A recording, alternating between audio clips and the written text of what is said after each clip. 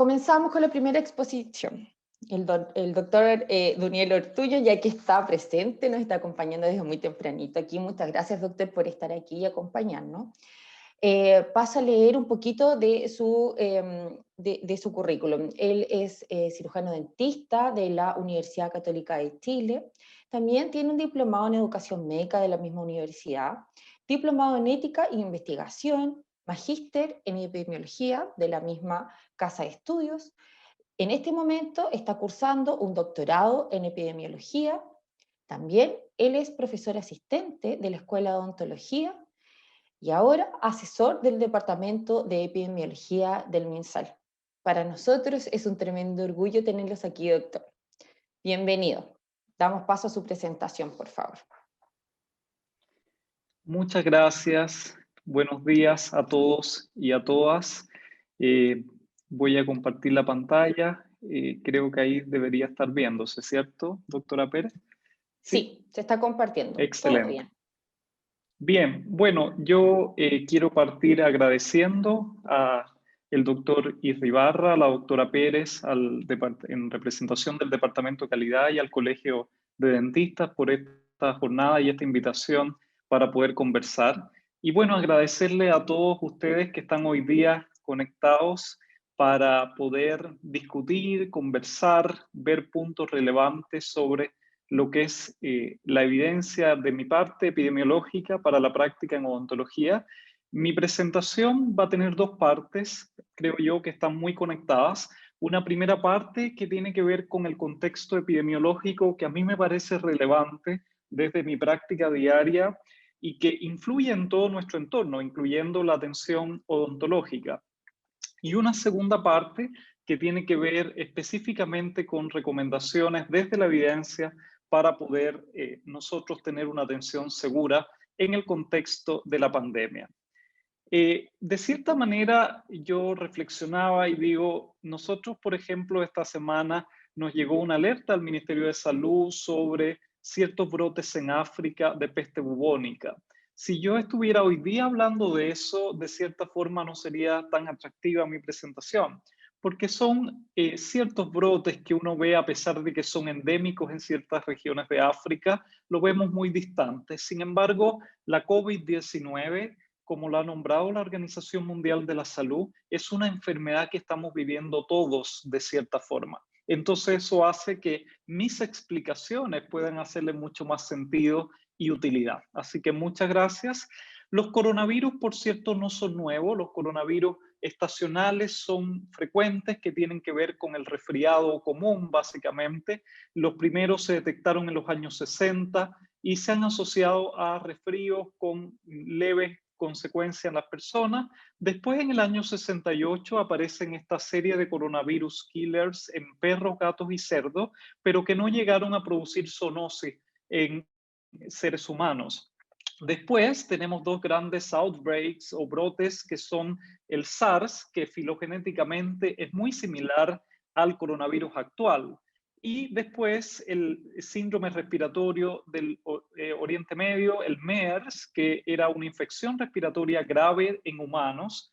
Tanto el SARS como el MERS han sido fundamentales porque la evidencia que se generó en estos dos brotes fueron fundamentales hoy día para recomendaciones y toma de decisiones en lo que es SARS-CoV-2, y eso se basa en el principio de analogía de Bradford-Hill. Ahora hay diferencias, por supuesto. Yo creo que una de las fundamentales es que, a diferencia del SARS y el MERS, estamos frente al SARS-CoV-2, que es el agente etiológico causal de la COVID-19, que sí tiene la capacidad de producir transmisión desde personas asintomáticas, y eso genera una mayor carga pandémica. Cuando nosotros vemos esto, además, vemos que hay un cuadro que de cierta forma también es diverso, es complejo, y lo vamos a conversar ahora. Hoy día sabemos que los que más transmiten el virus son las personas sintomáticas, después las personas presintomáticas y en última instancia los asintomáticos. Pero los asintomáticos también producen transmisión viral. Y eso es muy relevante, por ejemplo, para la práctica de la odontología. Esta es la situación al 1 de julio del 2021 en Chile. Estamos en aproximadamente 1.800.000 casos en el país. Hemos visto en los últimos días una disminución en la media móvil de casos semanal. Con respecto a esto, hay cierta variabilidad, por supuesto, cuando uno desagrega por regiones y localidades en el país con distintos niveles de carga en términos de efectivo y tasas de ataque a nivel regional y comunal. Un poco lo que se ha visto en la evidencia y lo que se ha ido aprendiendo sobre este virus, en términos de inmunidad, la mayoría de los infectados desarrolla anticuerpos neutralizantes. Cuando yo trato de explicar esta enfermedad, siempre a mi modo de ver, estamos frente a dos enfermedades. Por un lado, un punto que es justamente un cuadro que es mucho más parecido al resfriado común de esos coronavirus estacionales, que por cierto, la inmunidad cruzada no ayudó mucho en la protección con SARS-CoV-2 para esos tipos de coronavirus estacionales. Y el otro punto de enfermedad tiene que ver con cuadros que son más graves, más letales, muy similares a lo que producía el MERS-CoV y el SARS-CoV o el SARS-1. Entonces, vemos eso por un lado. Por otro lado, lo que explica un poco estos últimos cuadros más complejos es una respuesta inmune potente que se complica, que tiene que ver con esta llamada tormenta de citoquinas que lleva a falla multiorgánica y muerte, y después que ya hemos empezado a ver secuelas pulmonares, por ejemplo.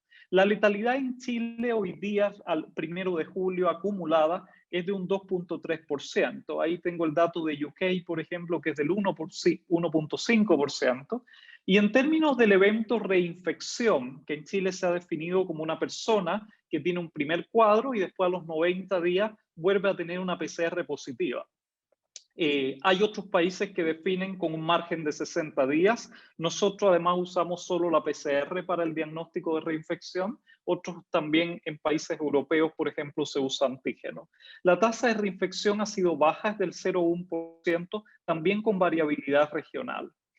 Y lo que vemos acá es un espectro también bien amplio. O sea, este virus nos sorprende porque nosotros tenemos personas con cuadros que van desde no tener síntomas, o sea, cuadros asintomáticos, tenemos personas con síntomas leves y después tenemos un espectro súper amplio de signos y síntomas, desde personas que tienen dentro de un mismo domicilio, entendiendo que la mayoría de los brotes son intradomiciliarios, personas que dentro del mismo domicilio desarrollan un cuadro viral distinto, unos más respiratorios, otros más gastrointestinales, por ejemplo, y eso en el fondo lo hemos visto, y lo que vemos hoy también es que el virus además está produciendo secuelas que son bien variadas, que no solo son secuelas respiratorias. En la base biológica de esto es básicamente la presencia de una proteína, la proteína Spike, que da nombre a estos coronavirus del SARS-CoV-2. Esa proteína tiene afinidad por varios receptores. El más conocido es justamente la C2, y ese receptor está presente en el interior de arterias, venas, en todos los órganos, incluyendo glándulas salivales, pared de alveolo, intestino delgado, y eso un poco explica lo que nosotros observamos con relación a los signos y síntomas también que presentan las personas. El periodo de incubación medio es de 4.8 días, eso no ha cambiado, y el 95% de las personas antes del día 14 ya desarrolló la infección. Cuando vemos el cuadro, a mí me gusta mucho esta imagen porque muestra un poco también el aprendizaje clínico que se ha ido adquiriendo. Parte de los resultados del control pandémico tiene que ver con el aprendizaje clínico que se ha alcanzado. Si bien hoy día no hay un antiviral totalmente o 100% efectivo para el manejo del cuadro, sí sabemos que en un comienzo lo que vemos es más una actividad que tiene que ver con la replicación viral y por lo tanto es fundamental la terapia antiviral con Remdesivir, por ejemplo, u otros agentes. Y después lo que vemos en los cuadros que evolucionan tiene que ver con una hiperinflamación que se produce en ocasiones acompañadas de coagulopatías. Y acá tiene sentido, por ejemplo, entender que los corticoides en un comienzo pueden ser negativos en el pronóstico y la recomendación es usarlo cuando han pasado días en los cuadros más severos, porque tiene que ver entonces con este manejo antiinflamatorio de los cuadros más severos. Las rutas de transmisión son fundamentales para la práctica. Hoy día sabemos que lo principal es el contacto persona a persona. O sea, para que haya virus tienen que haber personas con el virus. Y eso hace, bueno, si nosotros tuviéramos la solución a la pandemia es que estemos todos encerrados 14 días sin contacto con otras personas, pero sabemos que esto no es viable. Y ese contacto es principalmente a través de la respiración en actividades habituales como hablar, toser, y uno produce gotas respiratorias que están implicadas, ¿no es cierto?, en lo que es la virogénesis. Vemos otra vía que ha sido para nosotros muy relevante en la discusión científica que tiene que ver con los aerosoles. Los aerosoles en algunas guías ustedes los van a encontrar como aquellas partículas que tienen menos de 5 micras, otras guías lo definen con menos de 10 micras, por ejemplo la OMS.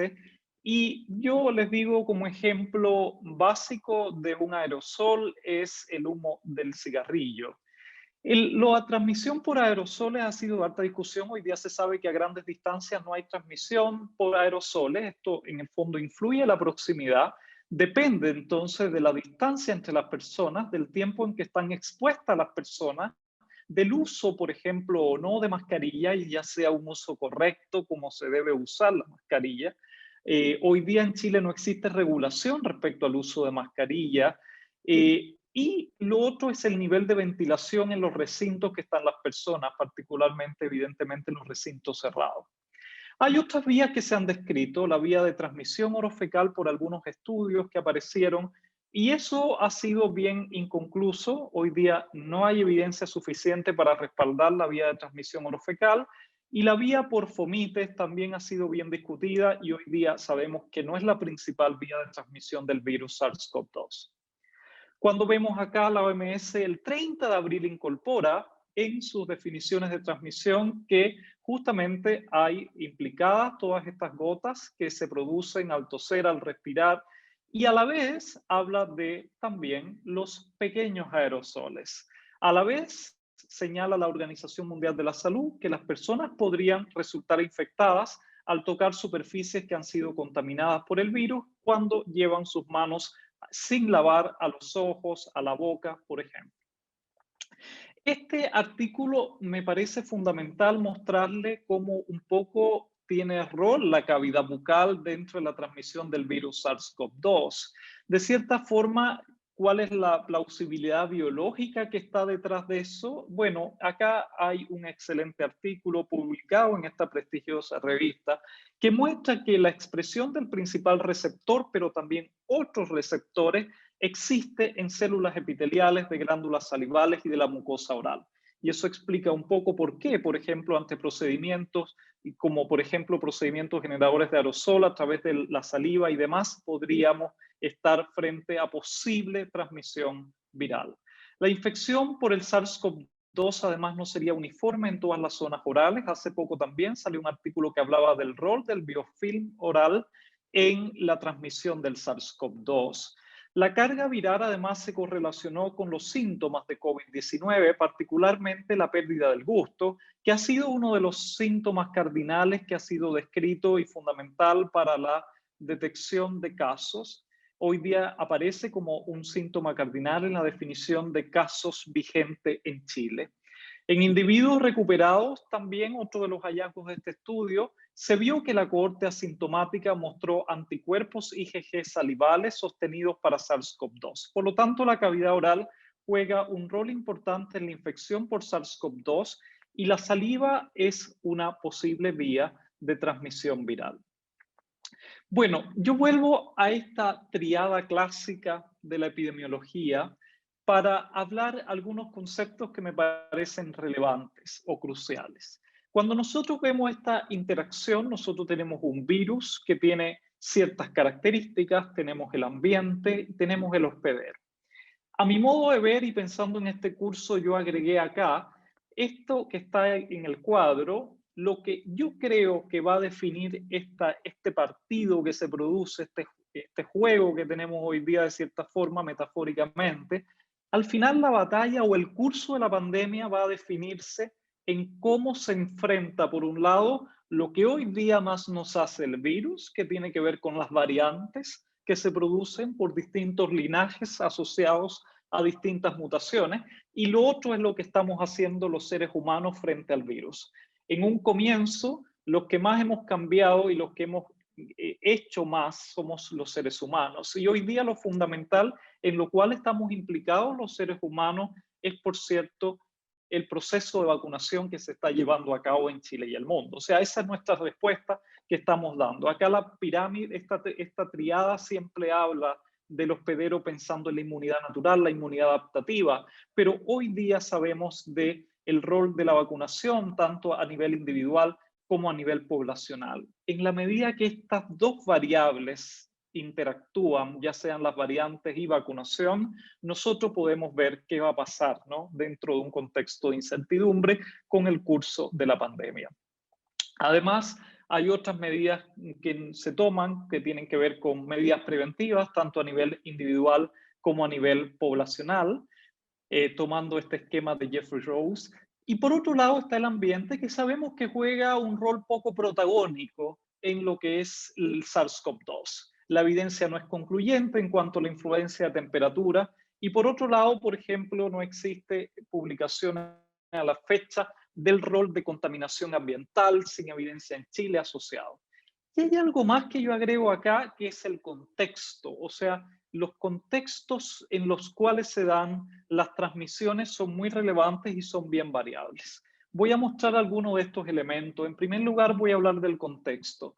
Acá hay un estudio que me parece súper claro para definir un poco cómo influyen los contextos. Y lo que vemos acá en este artículo de Chile, publicado recientemente en una prestigiosa revista, muestra justamente cómo se comporta la distribución de casos en términos de incidencia y la mortalidad según el nivel socioeconómico promedio de las comunas del Gran Santiago.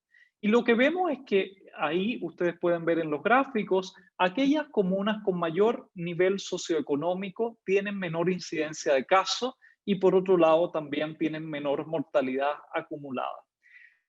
El gráfico de abajo al medio muestra que en periodos de full lockdown lo que ocurrió en Santiago es que hubo una disminución real de la movilidad. Sabemos el rol que tiene la movilidad, porque al final lo que ocurre, esto lo decía yo ayer por una entrevista en la radio, cuando usted se mueve está moviendo el virus también.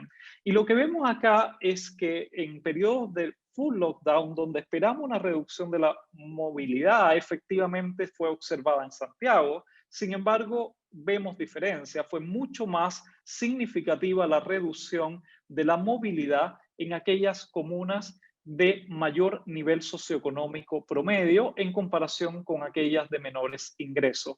Y esto es una situación que no solo ocurre en Chile. Acá voy a mostrar un gráfico del Instituto de Equidad en Salud en Inglaterra que muestra en hombres la mortalidad por COVID y por todas las causas. Esto fue una presentación en la cual estuve con el doctor Matt Mort y lo que vemos acá es que justamente lo mismo se observa una gradiente donde aquellos con menores ingresos tienen mayor mortalidad por COVID-19.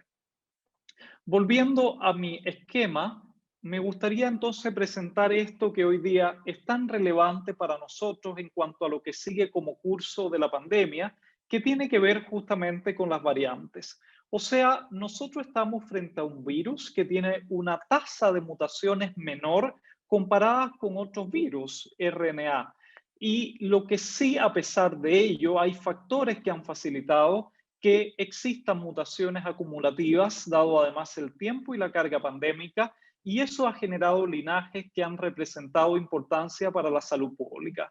Hoy día la Organización Mundial de la Salud las divide en dos grandes grupos a las variantes. Por un lado las VOI, por sus siglas en inglés, que significa las variantes de interés, y en un segundo lugar están las VOC, que son las variantes of concern, que son las variantes de preocupación para la Organización Mundial de la Salud, y eso se ha ido actualizando en el tiempo. Quiero mostrar esto porque más adelante lo voy a retomar en mi discusión. Cuando nosotros vemos acá las 4 VOC que ha definido la Organización Mundial de la Salud, alfa, beta, gamma y delta, nosotros vemos que la variante alfa apareció en UK en septiembre de 2020, en la variante beta en Sudáfrica en mayo 2020, la variante gamma en Brasil en noviembre de 2020 y la variable delta en octubre de 2020 en la India. Estas 4 VOC comparten en común además varias mutaciones y por otro lado las variantes aparecieron todas antes de que tuviéramos campañas masivas de vacunación como la de Israel o UK y otros países, incluyendo Chile. Lo que vemos acá, además, es que estas variantes van haciendo, ¿no es cierto?, pensar a nosotros cómo van a influir fenotípicamente. Entonces, yo he preparado este resumen un poco de cómo estamos mirando hoy esas variantes. La detección de variantes depende de la capacidad de secuenciación genómica que tengan los países. Y sabemos que la capacidad de secuenciación genómica de cierta forma hoy día es limitada en incremento a nivel mundial. Hay en el fondo recomendaciones de la Organización Mundial de la Salud que se debe secuenciar el 10% de los casos ambulatorios y el 5% de los casos positivos hospitalarios. Y por otro lado, existen recomendaciones del ECDC de secuenciar el 5% de los casos confirmados. Hoy día en Chile la secuenciación promedio semanal dada por el Instituto de Salud Pública es de 350 muestras aproximadamente, en aumento y a futuro también con la colaboración de universidades. Hay otra forma que no es solo la secuenciación genómica completa, que tiene que ver con el uso de PCR de variantes, con la limitación que son sensibles y específicos para detectar mutaciones asociadas a determinadas variantes, pero no vemos todo lo que es la gran imagen, digamos. Y lo que vemos acá es que para las 4 variantes de preocupación, lo cual es evidente, hay un aumento en la transmisión medido a través del R efectivo o la tasa de ataque secundario. Por otro lado, en cuanto a severidad es posible, de forma directa o indirecta, o sea que haya indirecta significa también que cuando uno tiene mayor transmisión, por lo tanto tiene más individuos que son casos, y eso puede influir, por cierto, en que tengamos mayor personas que se complican y por lo tanto requieren hospitalización UCI. Y en cuanto al riesgo de reinfección, ha sido reportado en la variante Delta, posible en beta y gamma y no en el caso de alfa.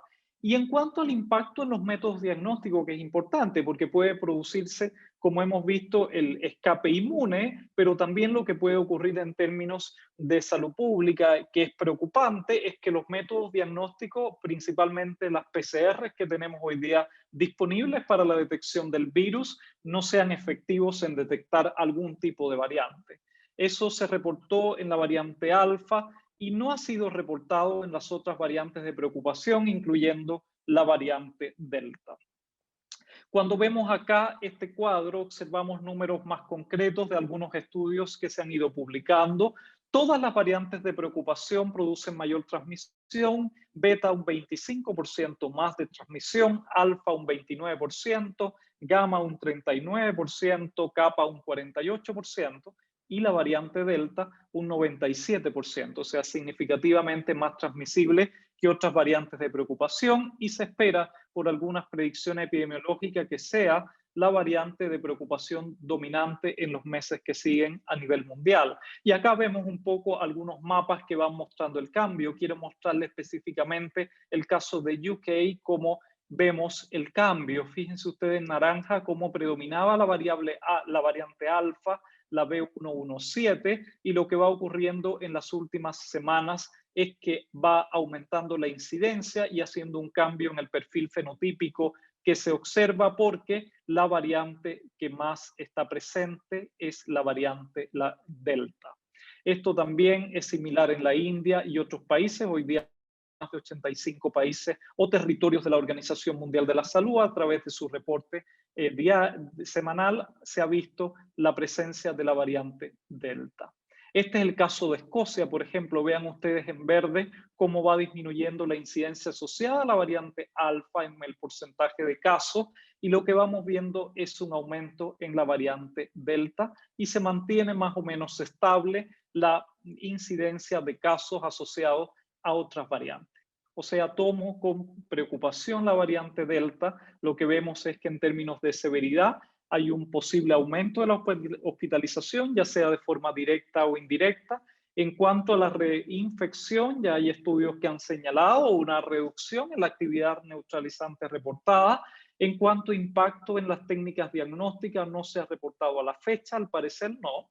Y aquí viene la gran definición que yo les decía, que es, bueno, ¿cómo estamos entonces siendo preparados o cómo podríamos enfrentar esta variante a través de las vacunas como principal estrategia de salud pública hoy día? Y lo que se ha visto es que se mantienen niveles de protección contra la enfermedad grave cuando vemos en términos de efectividad una posible reducción contra la enfermedad también y la infección. Ahora las pruebas son limitadas y aparecen en 2 vacunas. Esto reporta la Organización Mundial de la Salud, que es en Pfizer y AstraZeneca. Y acá tengo un esquema un poco para entender biológicamente cuál es el rol de las variantes. Las variantes podrían asociarse a mutaciones que producen un aumento de la transmisión viral por distintos mecanismos. Por un lado, mayor carga propiamente tal. Por otro lado, diferencia en la forma de enfermedad o tropismos. Por otro lado, mejor vías de entradas con mayor afinidad desde el ser humano, la evasión de la respuesta innata o la respuesta inmune adquirida, la habilidad para estar sobreviviendo en ciertos ambientes y la habilidad para infectar o ser transmitida en personas más jóvenes que pueden generar mayor carga de enfermedad. Este es el estado actual de Chile al 30 de junio a partir de las muestras secuenciadas.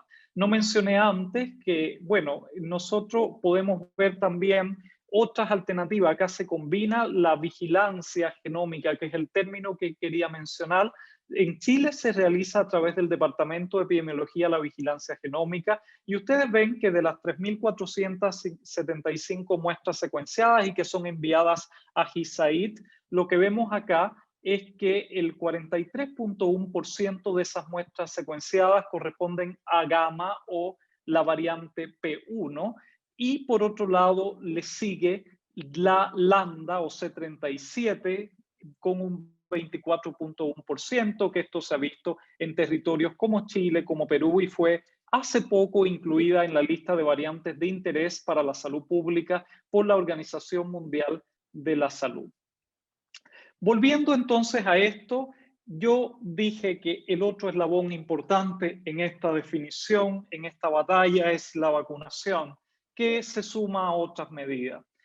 Cuando vemos el estado de vacunación a nivel mundial, hay avances importantes en términos de personas que van recibiendo distintos esquemas de vacunación. En Chile en particular, el 55% de la población, según este reporte de Our World in Data, muestra que tiene el esquema completo de vacunación y un 11% parcialmente vacunado. O sea, estamos ahí, está UK, está Chile y otros países que han liderado, como Israel, por ejemplo, con importantes campañas de vacunación. Esto ha sido publicado hace muy poco en el New England Journal of Medicine y me parece importante que es la mirada de lo que yo les decía.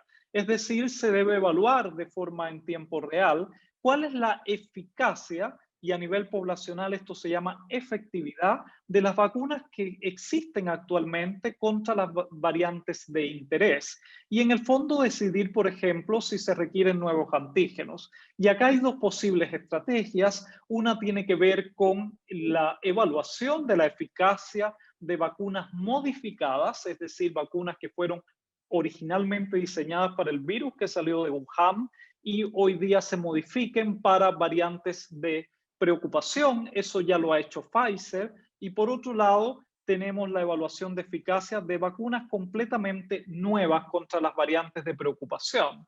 Eso requiere también estudios en distintas etapas, particularmente particularmente es crucial la fase 3, que es el ensayo clínico propiamente tal. Y a partir de la evidencia en términos de eficacia que se genere, eso va a promover, por ejemplo, cuáles son las medidas que se adopten en términos de las vacunas. Por lo tanto, hay que evaluarlo. La evaluación es a través de modelos in vitro, modelos animales, los ensayos clínicos, la fase 3, los estudios observacionales, que es la fase 4, y por supuesto la vigilancia de la efectividad de vacunas, por cierto.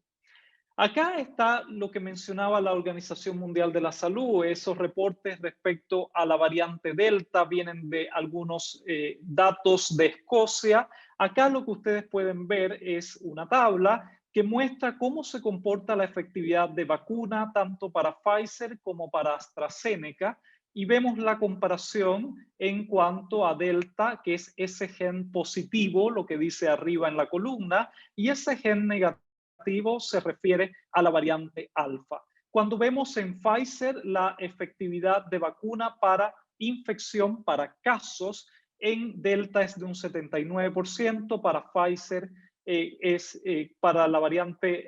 para Pfizer en la variante alfa es de un 92%, y cuando vemos con AstraZeneca, la efectividad en variante Delta es menor, es de un 60%, y para AstraZeneca la efectividad de la vacuna en variante alfa es de un 73%, vale decir, también es menor comparado con Pfizer.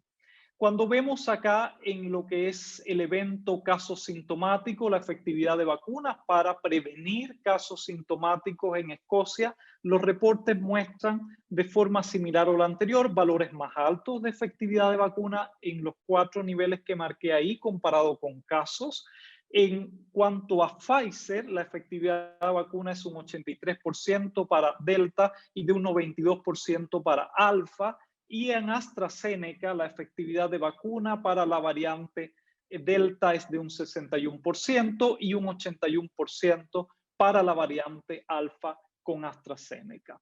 Este es otro reporte en UK que muestra que la efectividad de la vacuna es levemente menor para la variante de preocupación Delta. Ahí lo vemos principalmente, miremos con 2 dosis, es de un 86.8% con la variante alfa, mientras que con la variante delta disminuye a un 80.9% de efectividad, entendiendo como la capacidad para prevenir la infección. Lo que vemos acá hasta este nivel, y es como la reflexión que a mí me gustaría hacer, es que nosotros tenemos dos grandes variables hoy día en juego que tienen que ver con las variantes, por un lado desde el virus, y por otro lado las vacunas. Lo que yo deseo observar es que la emergencia de las variantes de preocupación se dio en contextos de baja protección, fue antes de la aparición de vacunas, de alta carga de enfermedad, medido tanto en términos del RE como la tasa de ataque secundaria, y además en momentos donde la capacidad de secuenciación genómica era limitada. Y a mi modo de ver, el reporte de nuevas variantes debería ir disminuyendo. Eso sí, no sin descartar la preocupación de ser precavidos en que una nueva variante puede estar en cualquier esquina. Y en general lo que muestran estas variantes es una constelación de mutaciones que hacen que la proteína Spike tenga mayor afinidad al receptor AC2, y eso es la base de la mayor transmisión. Algunas variantes muestran distancia antigénica con las vacunas actuales, pero siguen siendo eficaces para la enfermedad grave y se requieren actualizaciones de la vacuna contra el SARS-CoV-2. Esto me parece algo inevitable. Y acá hay algunos highlights que me gustaría mostrar respecto a lo que viene en vacuna. Este es un reporte que no es un estudio, pero se analizó descriptivamente el data de personal de salud que fue infectado por SARS-CoV-2, se detectó la variante Delta, y lo que se vio es que la vacuna Sinovac protegía frente al cuadro en estas personas más severos.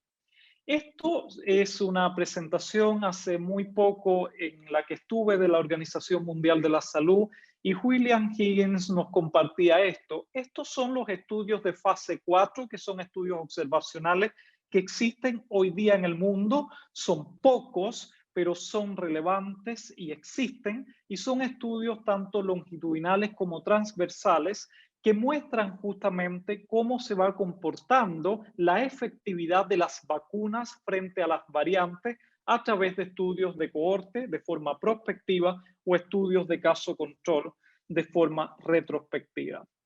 Lo que hemos visto en Chile, este es el reporte del Ministerio de Salud, de Rafael y de Alejandro, que muestra que la vacuna Coronavac previene el 63.6% de los COVID sintomáticos, previene un 87.3% la hospitalización, un 90% la hospitalización UCI y un 86.4% la muerte.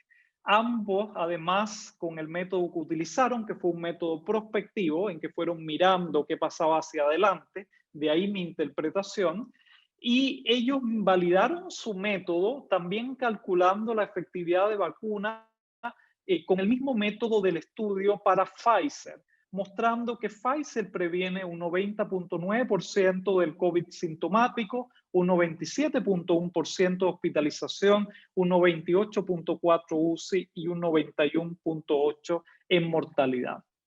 En esta misma presentación, Higgins nos invitaba a reflexionar, eso sí, de que los reportes hay que mirarlos con cautela y pueden existir sesgos como por ejemplo la confusión residual, o sea, de cierta forma él cuestionaba un poco que en los análisis de Chile el ajuste podría haber sido insuficiente y que a lo mejor se debían incorporar otras variables en la determinación del riesgo y por tanto de la efectividad de vacuna. Otro hallazgo que me parece relevante y muy actual al 28 de junio en términos de vacuna es este estudio que es fase 1, fase 2, que busca justamente ver la tolerabilidad, la seguridad y la capacidad de respuesta inmune de la vacuna Coronavac en niños de 3 a 17 años, que sabemos que es una población que también puede transmitir el virus. Y lo que vemos acá es que efectivamente con el placebo no hay respuesta inmune y en cambio con los dos esquemas de dosis que ellos proponen existe respuesta inmune, más un esquema, el que está en azul, que con el otro, en términos de media geométrica de los anticuerpos. Esto es otro estudio que me parece muy relevante porque en Chile la mayoría de los brotes lo que hemos visto es que la transmisión es domiciliaria. Y acá lo que ellos hicieron fue analizar, bueno, cómo se comportan las tasas de ataque secundario dependiendo justamente del estatus de vacunación del paciente índice.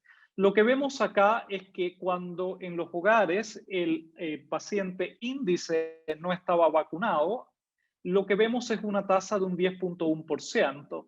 En aquellos que estaban vacunados con AstraZeneca, la tasa disminuía en un 5.7% de casos secundarios y cuando mirábamos con Pfizer era de un 6.2%. Lo que vemos en los odds ratio nos permite ver una interpretación de protección entre un 40 y un 50%, estadísticamente significativa. Este es otro esquema que muestra este metaanálisis y a mí me parece este estudio fundamental, no solo porque se trata finalmente del prometido ensayo clínico fase 3 de Novavax, que es una vacuna súper relevante porque incorpora como método las nanopartículas y es súper avanzado en términos tecnológicos, pero a mí lo que me parece fundamental de este artículo publicado hace nada, en el 30 de junio en el New England Journal of Medicine, y lo que vemos como muy relevante es que ya este ensayo clínico incorpora también la evaluación de la efectividad de la vacuna en variantes. Y vemos que ellos muestran que la protección es de un 86.3% para nuevos eventos en aquellos casos con variante B117 o la variante alfa. Y es más alta en promedio de un 96.4% para otras variantes distintas a la variante alfa. Y esto también me parece súper relevante en la discusión que tenemos respecto a lo que sigue y a los refuerzos de vacuna. Esto es un estudio que está en curso a través de la Universidad de Oxford y lo que ellos están haciendo es analizar distintos schedules, analizando combinaciones de vacuna. Efectivamente, lo que hacen es que hay una primera dosis que puede ser de AstraZeneca y la segunda dosis es de AstraZeneca, Moderna o Novavax. Y lo mismo ocurre con Pfizer. Se hace primero la vacuna Pfizer en la primera dosis y después la segunda dosis se analiza Pfizer, es una dosis de Pfizer, Moderna o Novavax. Esto va a ser muy relevante para ver cuál es la efectividad y además cuál es la seguridad de utilizar justamente esta combinación de vacunas frente al SARS-CoV-2. Bueno, esto es un poco lo que a mí me parece hoy día es lo crucial en términos de epidemiología. Sin embargo, es importante decir que la vacunación por sí sola no es suficiente para poder enfrentar el virus. Y lo que hemos visto es que debe ir acompañada de otras medidas no farmacológicas. Hay estudios importantes que muestran que gran parte del éxito tiene que ver con la combinación, por un lado, de una alta cobertura de vacunación al mismo tiempo que tenemos una disminución importante en la movilidad.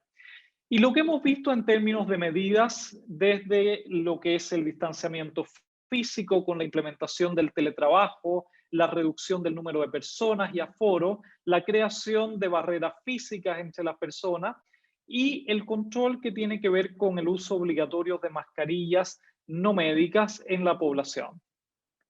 Y aquí tenemos evidencia que respalda de cierta forma estas medidas preventivas, y esto es específicamente para distanciamiento físico. Lo que vemos acá es una especie de gradientes dosis-respuesta. ¿Por qué? Porque en la medida que aumenta la distancia, lo que vamos viendo es que el riesgo va cayendo de forma significativa y particularmente disminuye más en aquellas personas que tienen un mayor riesgo. Los mayores riesgos en SARS-CoV-2 acá se refieren a los principales factores de riesgo, que son dos. Uno, la edad avanzada, y otro que es la presencia de multimorbilidad o cronicidad, es decir, la coexistencia de patologías de base.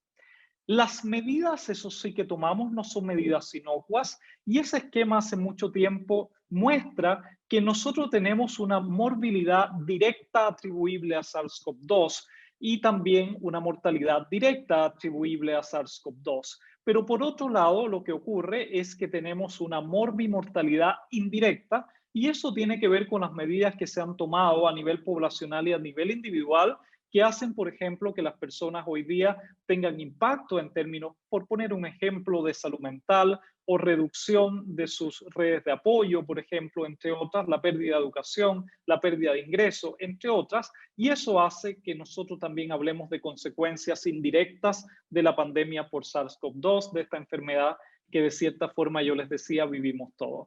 Y no deja de sorprendernos el virus. Cuando yo mencionaba antes el espectro de lo que es los signos y síntomas es súper amplio y por otro lado lo que vemos acá es que también hay estudios, esto está en The Lancet, que muestra cómo se van comportando las distintas secuelas. Y lo que vemos interesantemente también es que es bien amplio el espectro, o sea, no solo son secuelas respiratorias, hemos visto también personas con secuelas de tipo, por ejemplo, daño pancreático, personas que desarrollan diabetes y otros cuadros a largo plazo en esto que se ha llamado el long COVID o el síndrome posagudo y lo crónico que puede quedar con COVID-19. Y acá es particularmente relevante tener casos clínicos, reportes y estudios que puedan mostrar qué va pasando con secuelas del SARS-CoV-2 en el territorio maxilofacial.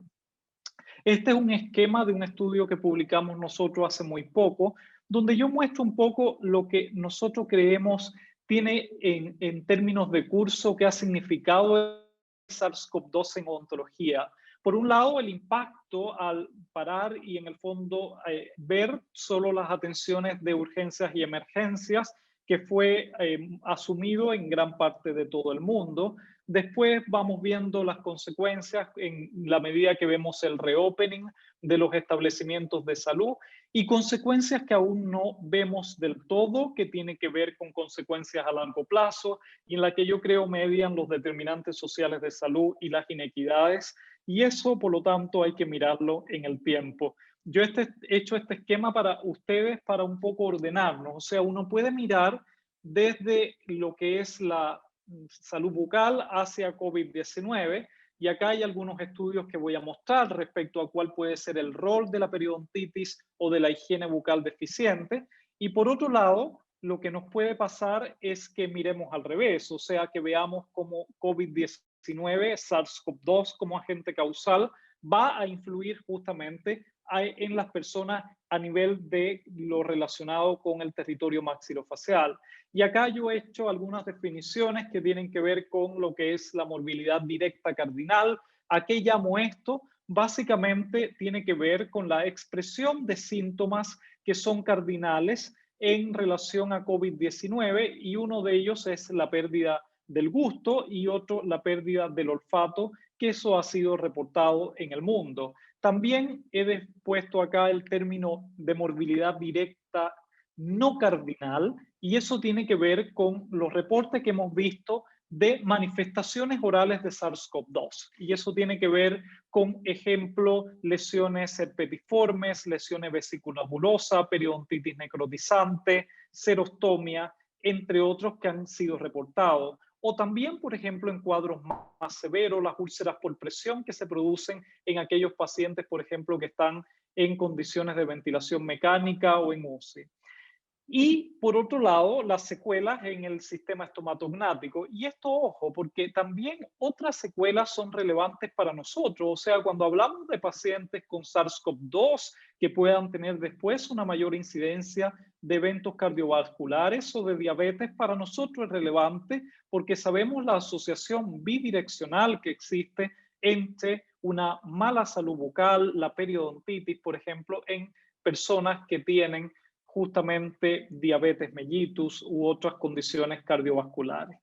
Y la morbilidad indirecta, de cierta forma, tiene que ver con las consecuencias a mediano y largo plazo de la suspensión de los tratamientos electivos en el contexto de solo hacer atenciones de urgencias o emergencias que pueden impactar en el aumento de carga. Sabemos por los estudios de Bernabé Cassebaum en el 2017, el último que es el Global Burden Disease. En Chile, nuestro último estudio de carga de enfermedad fue en el 2007, que básicamente las condiciones bucales tienen un importante peso con aproximadamente un número muy alto de personas con caries no tratadas y con periodontitis a nivel mundial.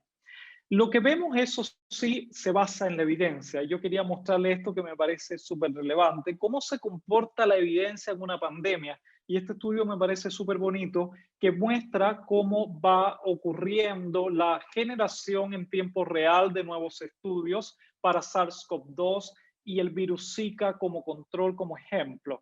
Lo que vemos es que principalmente son estudios en SARS-CoV-2 de tipo epidemiológico, estudios en ciencias básicas con PIC mayores o menores y mucho data no original que se refiere a que mucho de lo que nosotros miramos como evidencia hoy día son estudios que tienen que ver con opiniones, estudios de revisiones no sistemáticas y por supuesto eso tiene sesgos y en términos de validez interna son estudios con menor validez interna.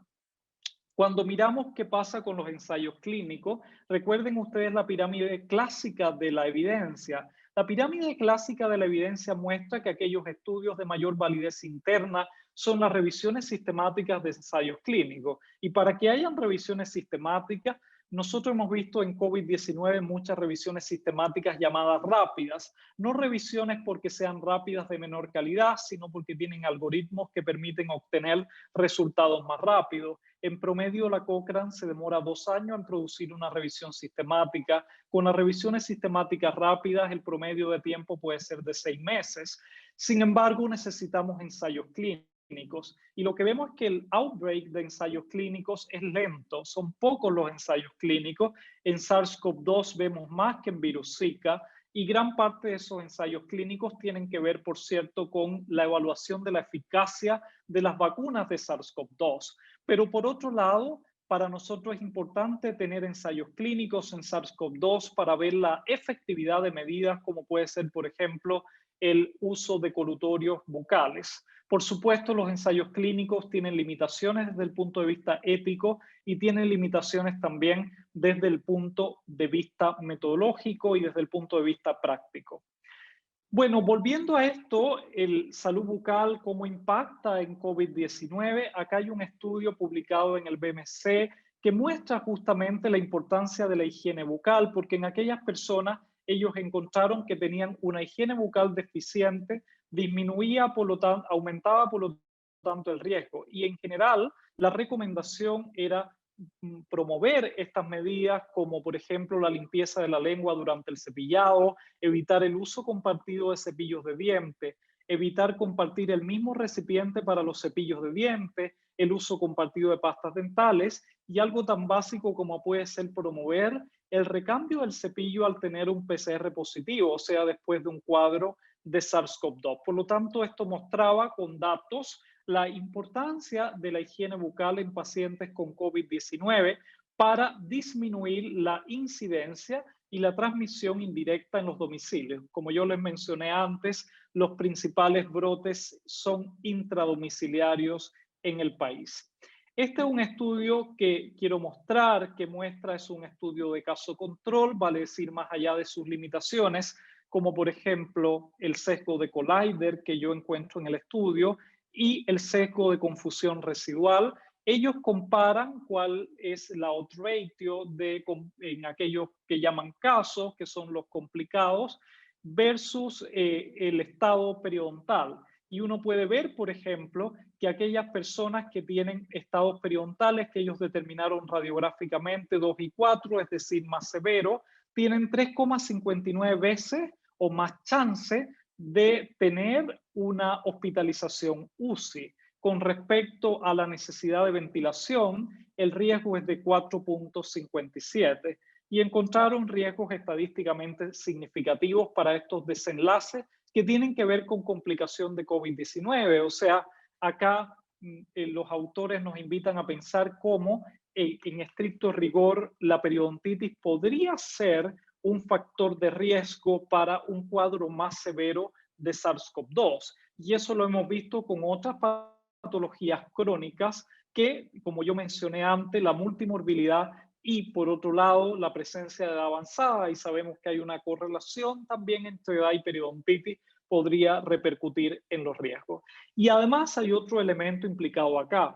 Esto hace referencia al término de sindemia, un término que no es nuevo, pero que sí está en la literatura, que es de Merrill Singer en los años 90, cuando documentaba la sinergia que se producía entre la epidemia de VIH y el consumo de drogas.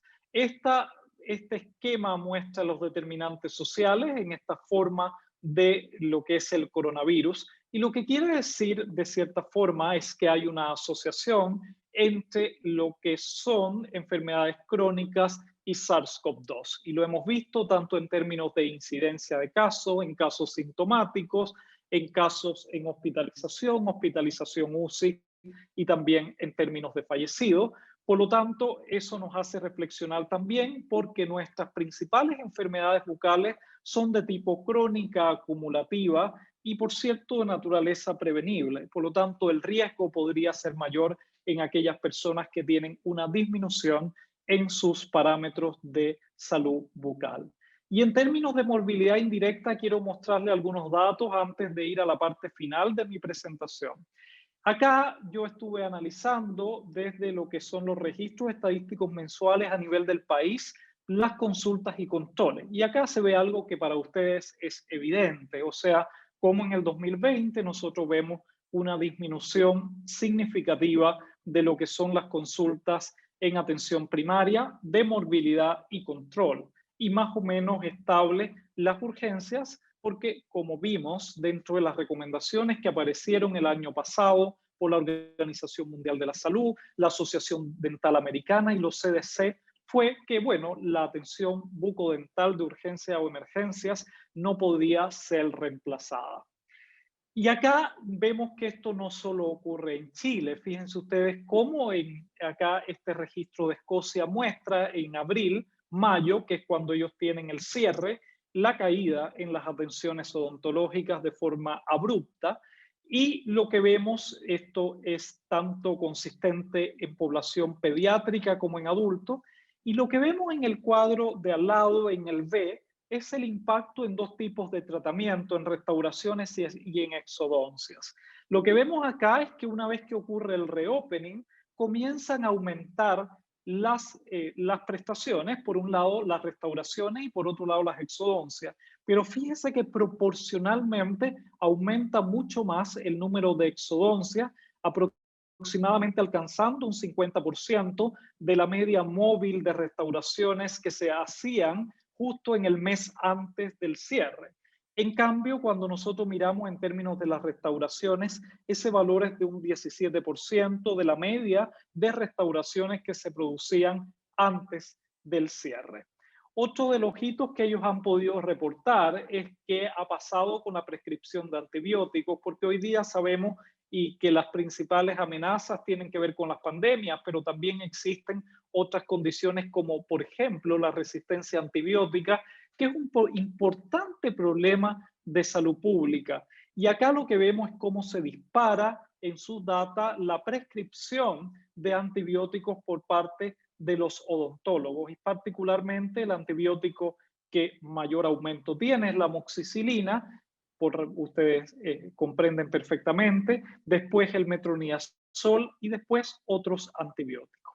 Esto es un estudio de modelamiento matemático interesante que muestra en Estados Unidos cómo los efectos de la pandemia podrían repercutir a través de distintos eventos, como por ejemplo la pérdida de seguros médicos.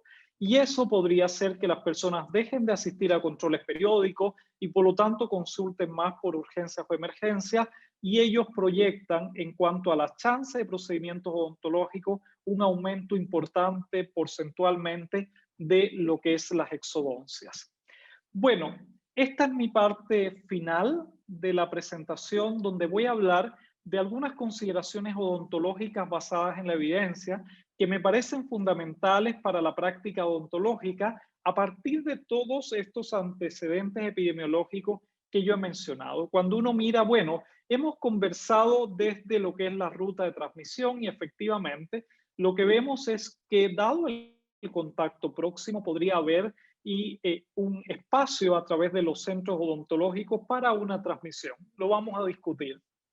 Por otro lado, les mostré el rol de la saliva y la cavidad bucal en la transmisión viral. Hemos hablado de la carga de enfermedades orales y cómo eso podría estar, ¿no es cierto?, con esta asociación con la incidencia de SARS-CoV-2. La atención odontológica es una atención cara a cara. Varias estimaciones a nivel mundial mostraban que los mayores riesgos a nivel de exposición laboral estaba en el profesional odontológico. Y por otro lado, hemos visto la capacidad del equipo odontológico en la reconversión de funciones, en implementar teleodontología y por supuesto todo lo que vivimos tiene implicancias personales. Y gran parte de lo que ha hecho la odontología está en base a esta función esencial de la salud pública definida por la OPS, la número 11, que tiene que ver con la reducción del impacto de las emergencias y desastres en salud. Esto fue uno de los primeros artículos que apareció. Ustedes, me imagino, han visto esta figura más de alguna vez, que mostraba, bueno, por un lado tenemos el contacto a través de las gotas, del contacto persona a persona que se produce en una consulta. Por otro lado, tenemos la generación de aerosoles a través de los procedimientos que son generadores de aerosol en las consultas dentales, y por otro lado las superficies contaminadas, y por lo tanto esto daba la base para cómo hacíamos una prevención en cuanto a la transmisión paciente-paciente o del equipo dental al paciente o del paciente al equipo dental.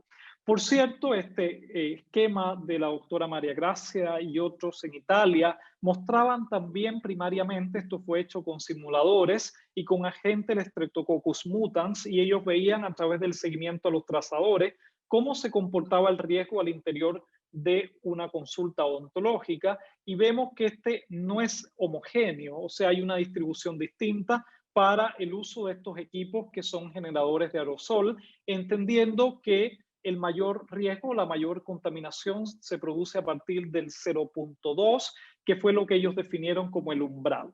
Y vemos que es heterogéneo y por supuesto, lo cual es bastante obvio, los mayores riesgos están en la zona más del sillón odontológico y es lo que vemos ahí. Entonces, cuando hablamos de riesgo, en gran parte yo creo que nosotros tenemos que ver tres variables. Por un lado, el paciente que llega a la consulta viene de una comunidad, por lo tanto, nos importa la estimación del riesgo, cuál es la prevalencia de COVID y cuáles son las tasas de transmisión que existe en esa comunidad y cuáles son las medidas que se están implementando. Por otro lado, cuáles son los niveles de SARS-CoV-2 en boca y saliva como reservorio. Y otra variable importante es la cantidad y viabilidad de SARS-CoV-2 presente en los aerosoles dentales. O sea, sabemos que en el fondo podemos detectar mRNA viral en los aerosoles, pero ¿cuánto es la carga infectante real de esos pedazos de RNA que están en los aerosoles? Eso es lo que nos interesa determinar y falta evidencia. Pero lo que sí quiero transmitir, y lo voy a mostrar también más adelante, es que la evidencia ha mostrado que existe protección, o sea, el uso de los elementos de protección personal ha sido eficiente en reducir y en evitar la transmisión del SARS-CoV-2 en los settings odontológicos. Y eso es lo que estamos viendo.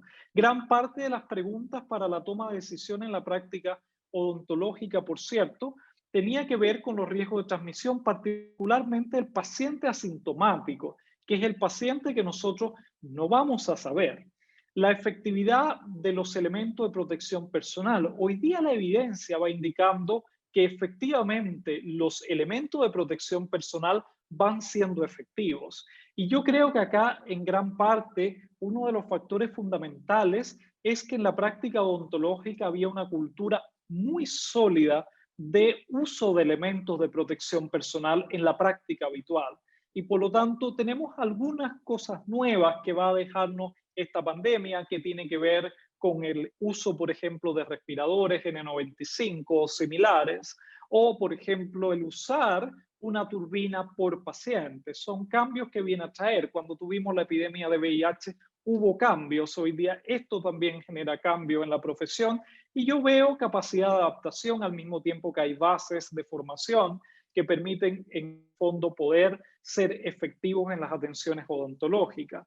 Y por otro lado es fundamental cómo nosotros hacemos una detección eficiente de las personas que van a llegar a la consulta dental con respecto a su riesgo de SARS-CoV-2. Algunos me han preguntado, bueno, puede ser los triage que estamos utilizando, los cuestionarios que utilizamos, medimos como por ejemplo a través de instrumentos o termómetros que ven la temperatura al momento de arribar a la consulta odontológica, o implementamos test de antígenos de SARS-CoV-2 que tienen una capacidad de darnos la respuesta respecto a infección en 30 minutos. Y por otro lado, bueno, ¿cuál es la trazabilidad posterior? O sea, yo creo que es fundamental desde la epidemiología que nosotros seamos capaces de ver aquellas personas que atendimos, tenerle un seguimiento de cómo se comportan los días subsiguientes a la atención odontológica en términos, por ejemplo, de aparición de signos o síntomas de SARS-CoV-2 y que eso pueda ser reportado a las consultas odontológicas. Bueno, este es un estudio que apareció en Estados Unidos y fue muy relevante porque primero ellos mostraron de forma transversal cuál era la prevalencia de SARS-CoV-2 en dentistas. Y esto fue de un 0.9%. Esto fue el primer estudio. Y después lo que ellos hicieron fue hacer un seguimiento longitudinal con 5 mediciones subsiguientes, donde fueron determinando la incidencia y vemos que el máximo de incidencia es de 1.1 y tienen la prevalencia acumulada en un 2.6 para 2.6% de prevalencia de infección de SARS-CoV-2 en dentistas. Por supuesto, acá hay algunas limitaciones porque este estudio se hacía a través de cuestionarios, se hacía a través de llamado telefónico.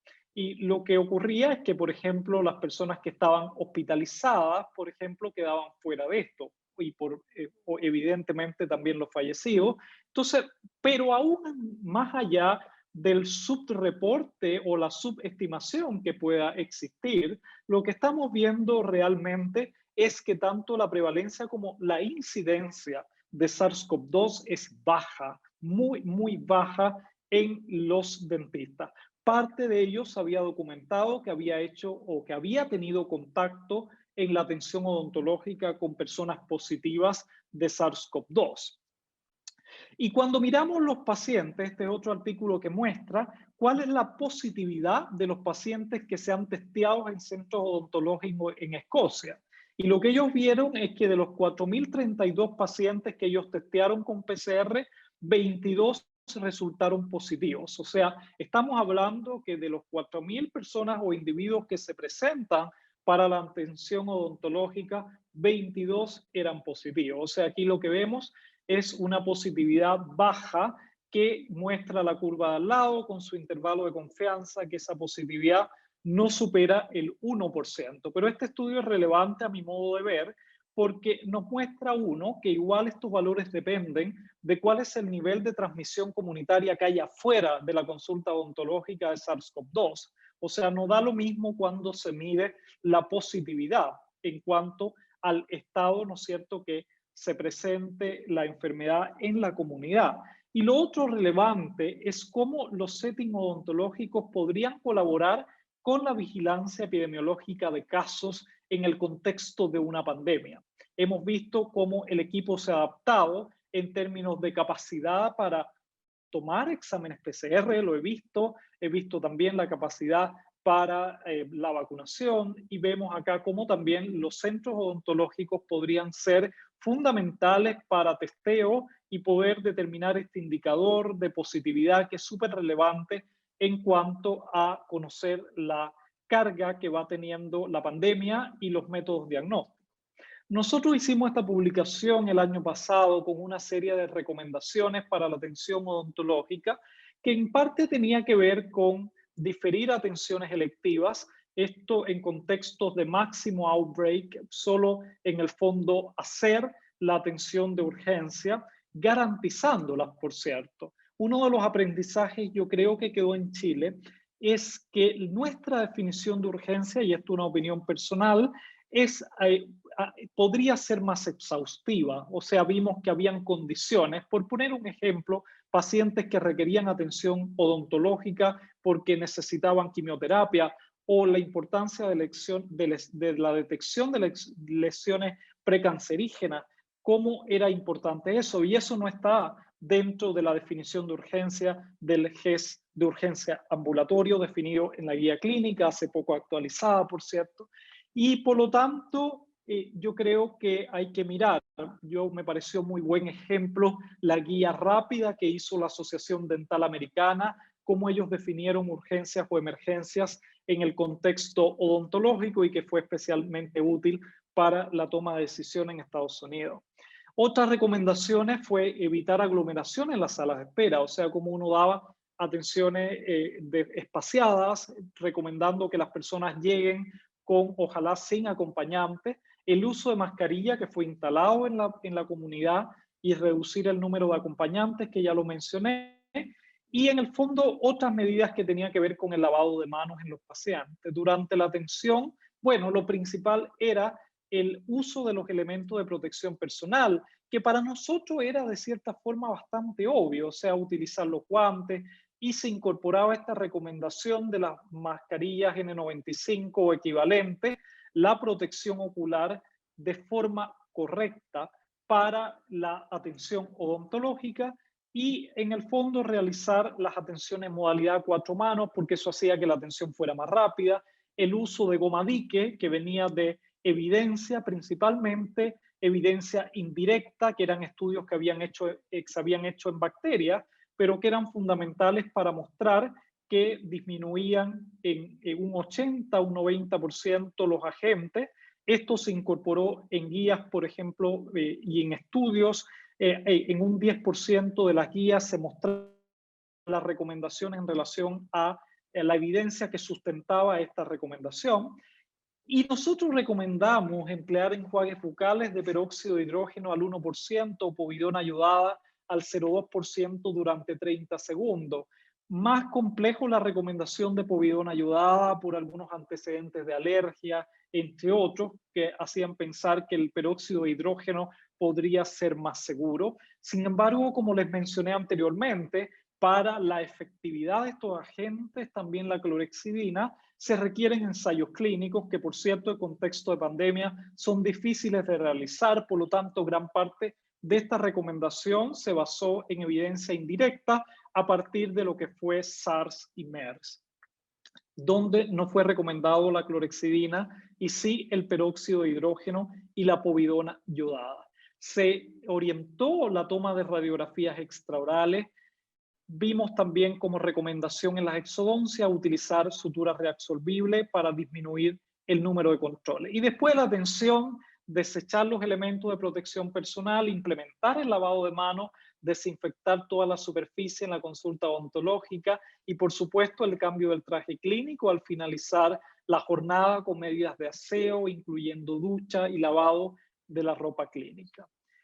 Bueno, a mi modo de ver, además de esas recomendaciones, yo he ido dando luces de recomendaciones desde lo que es la salud pública para la práctica odontológica. O sea, a mí me parece que puede colaborar mucho el contar con un sistema de triage previo. ¿Y con qué objetivo? Con que ese sistema de triage nos permita a nosotros balancear cuál es la necesidad real de atención que tiene la persona en términos de cuál es su patología bucodental que le genera el motivo de consulta y, por otro lado, cómo esto se equilibra con los signos y síntomas de COVID que presenta la persona. O sea, es fundamental, por ejemplo, saber si esa persona tiene, por cierto, un estado o una indicación de cuarentena en el caso de ser contacto estrecho o de aislamiento en el caso de ser caso. Es interesante que el código QR, por ejemplo, del pase movilidad, no solo hace referencia al hecho de que la persona ha cumplido sus 14 días, sino también que ese QR indica si la persona tiene una indicación de estar en aislamiento o estar en cuarentena. También el screening test.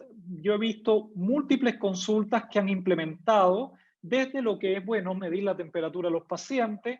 Otros han hablado de la posibilidad de hacer pruebas de antígeno y en el fondo lo que tiene que ver con un screening de en el fondo preguntar por signos, síntomas, exposiciones, por ejemplo, a viajes, entre otros factores que podrían, ¿no es cierto?, ayudarnos o alertar a la presencia de posibles casos que lleguen a la atención dental. Bueno, y yo creo relevante conocer cuál es la información epidemiológica local, como yo les dije, qué está pasando afuera, qué pasa con la incidencia, qué pasa con las vacunas, qué pasa con las variantes, que es un poco lo que dio la base a mi presentación. Y después, bueno, durante la atención, equilibrar la necesidad de la atención y mitigar los riesgos. Esto tiene que ver con, por ejemplo, si vamos a realizar procedimientos generadores de aerosol, estar preparado para ello, tomar medidas adecuadas durante la indicación de estos tratamientos o la realización de estos tratamientos y ojalá acortarlo en el tiempo que se realice. Y por otro lado, deberíamos tener protocolos para los casos confirmados de COVID-19 que llegan a nuestros centros odontológicos. Y después de la atención, fundamental el monitoreo telefónico de signos y síntomas en pacientes y en el personal de salud para ver si hemos tenido eventual brote. Hasta el día de hoy, yo no he visto ninguna publicación que muestre brotes en centros odontológicos que sean ocasionados por la atención odontológica per se. Entonces, yo creo acá están elementos claves que tienen que ver con el uso de la mascarilla. En el caso de procedimiento generador de aerosoles, el uso de la N95 o KN95 por sobre la mascarilla quirúrgica. Y ojo con la mascarilla quirúrgica. Yo creo que es fundamental hacer el uso correcto de la mascarilla. Eso tiene que ver con, por ejemplo, no solo que nos coloquemos la mascarilla, tiene que ver con, por ejemplo, realizar pruebas de ajuste de la mascarilla, ya sea con inhalación o ver el ajuste, o también con el uso de elementos de protección ocular, porque es fundamental. Hay vías a través de la conjuntiva que podrían propiciar la transmisión del SARS-CoV-2. Y en ese caso es fundamental que exista un uso correcto, que significa que esté sellado. Hay varias publicaciones y guías clínicas que muestran con imágenes cómo debería ser el uso de los respiradores o cómo debería ser el uso de las mascarillas o cómo debería ser el uso de los elementos como antiparras o protectores faciales. La protección ocular, fundamental. Respecto a los enjuagues bucales, al día de hoy hay incertidumbre respecto a la eficacia, seguridad y sustantividad. La evidencia se mueve hacia recomendar no uso de enjuagues bucales, pero encontramos, por ejemplo, revisiones a favor, guías clínicas a favor. El más recomendado ha sido el peróxido de hidrógeno, y por otro lado uno encuentra guías como por ejemplo en Escocia que recomiendan no utilizar colutorios bucales previos.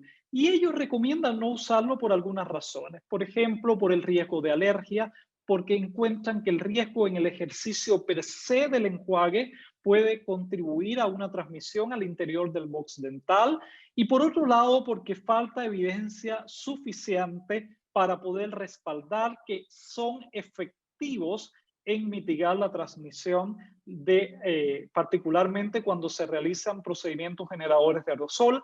Sin embargo, conozco un estudio recientemente publicado en el JDR que muestra también a favor del uso de enjuague bucal. Por otro lado, una recomendación es la succión de alto volumen, definida como 250 litros por minuto al menos. Esto con el uso en la consulta, con al menos un diámetro de 8 milímetros, y eso podría colaborar a una disminución de la transmisión del SARS-CoV-2. El uso de goma dique combinado con todo eso, por supuesto, aquellos procedimientos que permiten hacer el uso de la goma dique, el uso de turbina antirretorno y algo que me parece crucial, que es que se verifique el nivel de ventilación. O sea, por ejemplo, las guías son categóricas en establecer que en aquellas consultas odontológicas donde no hay ventilación, no se pueden realizar procedimientos generadores de aerosol.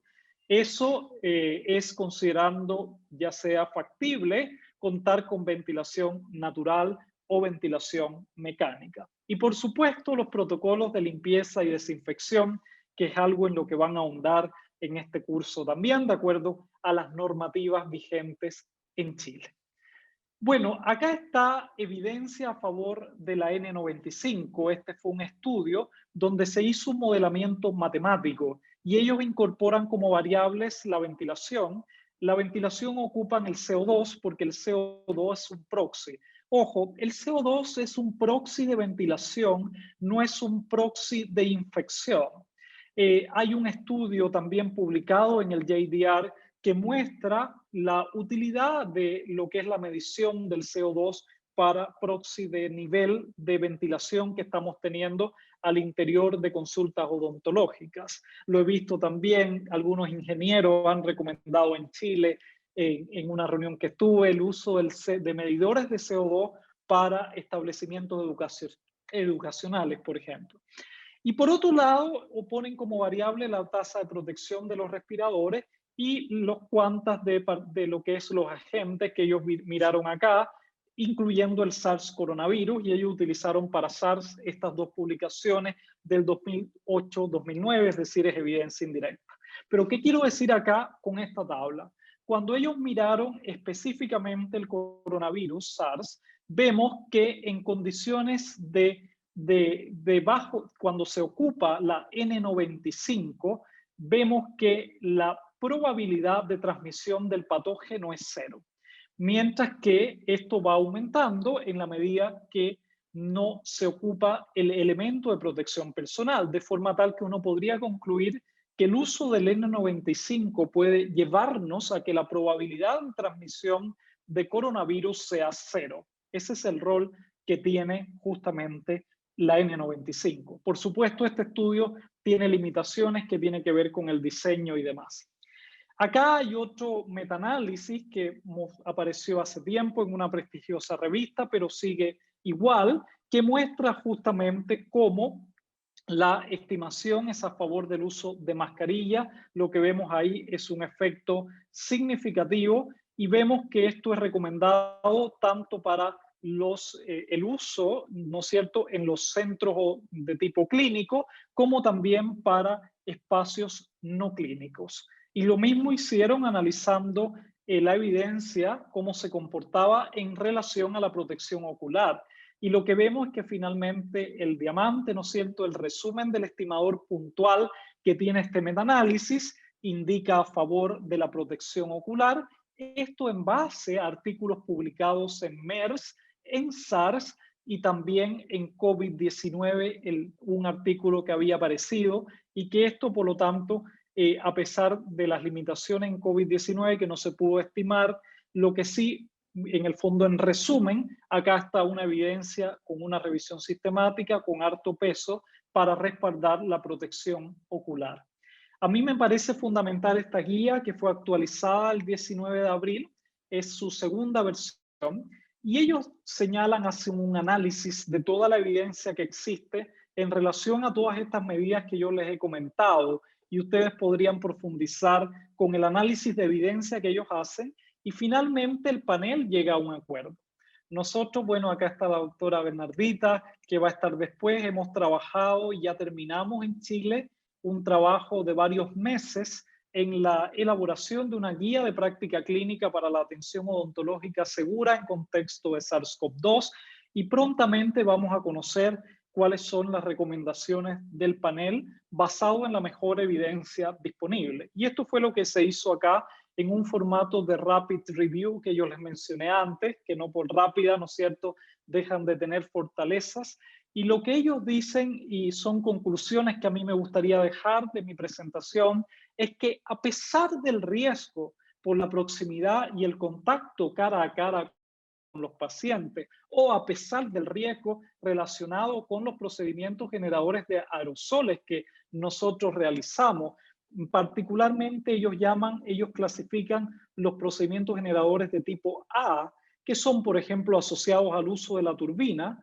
La evidencia observacional apoya en el fondo que no existe transmisión cuando se lleva a cabo la atención odontológica utilizando los elementos de protección que de cierta forma nos hemos puesto de acuerdo a partir de evidencia, de consensos de expertos, de guías clínicas. Eso ha permitido ver hoy día de cierta forma seguridad en la atención siempre y cuando exista todas estas precauciones y estos pasos que tienen que ver con el uso de elementos de protección personal, la ventilación adecuada y las medidas de salud pública que yo mencioné anteriormente. Por lo tanto, los estudios han ido demostrando que en el personal de salud, cuando ocupa los elementos de protección personal adecuado, no se ha producido la transmisión nosocomial.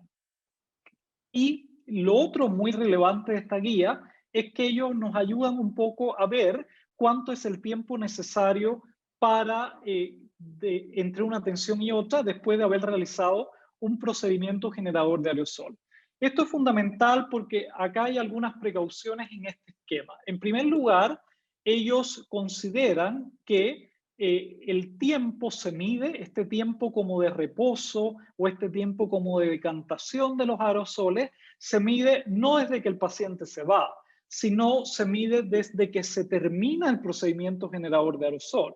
Ahora, a veces eso es difícil de estimar. Por ejemplo, uno cuando tiene que dar sus horas, ¿no es cierto?, para la consulta, por supuesto es muy difícil estimar en qué momento exacto yo voy a terminar el procedimiento generador de aerosoles. Sabemos que aparecen, ¿no es cierto?, ciertas consideraciones o condiciones intraoperatorias que pueden hacer variable ese tiempo, pero ayudan y orientan a cuánto es el tiempo necesario. Este es el tiempo que vamos a medir entre que termina la atención, el procedimiento generador de aerosol, después viene este tiempo de descanso y después vendría el aseo, la desinfección que nosotros realizamos de acuerdo a la normativa. Y ellos ven acá, en el fondo, por un lado, qué pasa en la condición ideal, que es cuando hay al menos 10 recambios de aire. Esto es una recomendación bien antigua que viene del Colegio de Arquitectos de Estados Unidos, que las habitaciones deberían tener al menos 6 recambios de aire. Y en los centros de salud, lo recomendado son más de 12 recambios de aire. Ahora, ellos consideran acá más de 10 recambios de aire. Ahora, una complejidad en relación a esto es que justamente es un poco difícil de determinar los números de recambio de aire. Es una variable difícil per se. Ahora ellos dicen, si nosotros estamos frente a un procedimiento generador de aerosol tipo A, que es el uso de turbina, el uso de escáler, el uso de la jeringa triple combinando aire-agua. En ese contexto, y por otro lado, tenemos entonces más de 10 recambios de aire, tenemos el uso de succión de alto volumen o alta potencia, está reportado de igual forma, tenemos el uso de la goma dique, el tiempo es de 10 minutos. O sea, en general lo que vemos es que el mínimo en esto son 10 minutos. Ahora, por ejemplo, ellos señalan que cuando el recambio de aire es muy pobre, 1 a 2 recambios de aire, el uso de succión de alto volumen es considerado esencial. Y si no es posible, en el fondo tener ventilación, el tiempo es de 60 minutos o básicamente la recomendación es que si usted no tiene la ventilación suficiente, no realice procedimientos generadores de aerosol que podrían en el fondo asociarse a riesgos. Bueno, yo he tratado de transmitir, creo que estoy en mi tiempo y en estos minutos finales, he tratado de transmitirle a ustedes desde la evidencia epidemiológica en el contexto global, en Chile, qué pasa actualmente. Y gran parte de esta evidencia finalmente es la que toma los policy makers, que son las personas que van a tomar las decisiones para las guías clínicas, para las políticas públicas, para las decisiones que se tomen respecto a qué vamos a hacer o no en el país. Ahora, lo que yo quiero señalar, dos cosas. Uno es que gran parte de lo que yo he mostrado es evidencia incompleta, que tiene muchas limitaciones, porque es evidencia que se va produciendo en tiempo real. Y lo segundo que siempre digo cuando hago estas presentaciones, gran parte de lo que yo le he mostrado hoy día puede, por cierto, no ser realidad mañana. O sea, podría haber cambios, no es una verdad absoluta. Y la recomendación es que estemos permanentemente vigilando la evidencia que se produce en relación a COVID-19. Y por cierto, quiero regalarle esta frase de un famoso epidemiólogo que a mí me inspira mucho, que dice que justamente el arte de la epidemiología, que es lo que yo he tratado de transmitirle hoy día acá, el arte de la epidemiología está en llegar a conclusiones a partir de data imperfectos. Eso es lo que estamos haciendo un poco, ¿no? Nos movemos en ciertos niveles de incertidumbre y de probabilidades, ¿no? No somos una ciencia exacta, pero la epidemiología es la base científica de la salud pública y por lo tanto ese es mi concepto para la presentación que he hecho hoy día, con una mirada hacia la práctica odontológica y por cierto con una mirada hacia lo que sigue en la pandemia. Muchísimas gracias por su atención a todos y todas y yo feliz en los minutos que tenemos hasta las 11, creo que estoy perfecto en el tiempo, para poder en el fondo recibir sus preguntas relacionadas con mi presentación. Muchísimas gracias. Gracias, Duniel, te pasaste el horario perfecto, casi un inglés. Así que muchas gracias por eso, se agradece. Y tenemos un montón de preguntas. Muchas preguntas han llegado, sacamos algunas de ellas y aquí las vamos a ir presentando. Comenzamos con la primera. Y dice así, María José Morel pregunta, ¿existe la posibilidad de que lo que fuimos vacunados con Sinovac, con la tercera dosis, sea con Pfizer para aumentar la efectividad? Lo más probable es que los que fuimos vacunados con Sinovac en la primera y segunda dosis, en la tercera dosis, seamos vacunados también con Sinovac. ¿Quiénes podrían ser una excepción de una tercera dosis? Personas que tuvieron la dosis 1, tuvieron la dosis 2 y después se contagiaron del virus, porque ahí podría ser riesgoso. Entonces, eventualmente habrían personas que no necesitarían una tercera dosis, que son las personas que tienen el esquema completo y después tienen en el fondo una infección por SARS-CoV-2. Eso es algo que se está estudiando en Chile. Lo está haciendo el doctor Calergis en la Universidad Católica, los estudios a partir de anticuerpos, que van midiendo ellos qué va pasando con la respuesta inmune de las personas que fueron vacunadas, en modelos, por supuesto, pero con relación a Sinovac, que sabemos que ha sido la principal vacuna en Chile.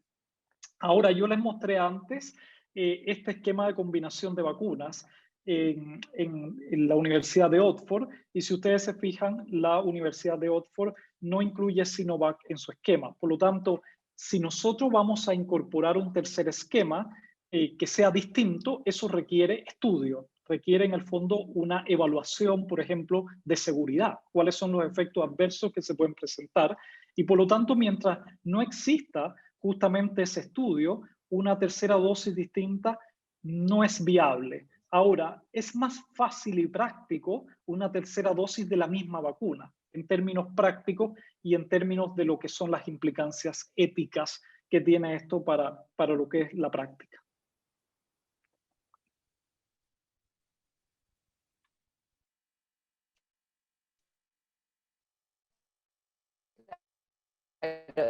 Y tú sabes si en este momento se está haciendo... Cristina, no sé si soy Sí, yo. ahí sí, ahí Ahí sí, sí, ahí ahí sí, sí, sí. ahí sí. ¿Tú sabes si es que ese estudio ya se está haciendo en este momento? ¿Cuál de los dos? ¿El de la tercera dosis, pero con Pfizer, o una tercera dosis con Sinovac? No, no hay estudios de eso actualmente. Ya, ok. No hay. Sigamos con la próxima pregunta. Ahí viene. Marianela Godoy dice, mencionó que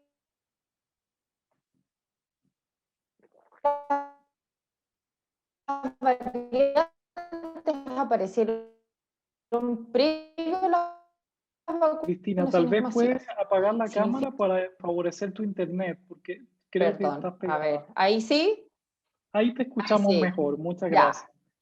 Gracias a ti por dar el dato. Mencionaste que las variantes aparecieron previo a las vacunaciones masivas. ¿Significa eso que se espera que con las vacunaciones masivas se disminuya la aparición de nuevas variantes? Sí, la respuesta es un sí, de todas maneras. O sea, nosotros vamos a tener con la aparición de nuevas variantes, esto es mi opinión, pero nosotros lo que vimos, y yo por eso le hice como el timeline, que en el fondo gran parte de todo, para que veamos, en un virus que tiene baja mutabilidad, tienen que haber elementos que lo favorecen para que mute. Y ese elemento fundamental es que haya una carga muy elevada de enfermedad en la población, ¿ya? Ahí yo he tenido interesantes discusiones con el equipo del ISP respecto a qué va primero, la variante o la carga elevada, o al revés, la carga elevada y después la variante. Eso es un ejemplo como el caso de la India, es súper relevante. Ahora, efectivamente, esa es mi conclusión, o sea que significa que con estas campañas masivas, en la medida que tengamos mucha mayor vacunación, no basta solo en Chile, es decir, tiene que ser en todo el mundo. Nosotros vamos a tener un ambiente menos favorable para el virus. Le vamos a ir ganando la batalla al virus para disminuir su capacidad para adaptarse, para generar nuevas mutaciones. Acá hay estudios algunos que muestran, yo hablé de la vacunación principalmente como elemento que favorece el proceso de variantes, pero hay estudios que tienen que ver, por ejemplo, con inmunosupresión, por ejemplo. Un contexto de elevada inmunosupresión también podría favorecer variantes, o terapias inmunológicas inefectivas que hayan sido aplicadas, eso también podría producir o ser un factor para la aparición de variantes. Pero reitero, ¿significa? Sí, significa.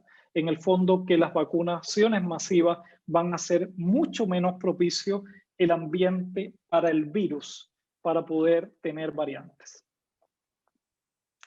Muchas gracias. Vamos con la próxima pregunta.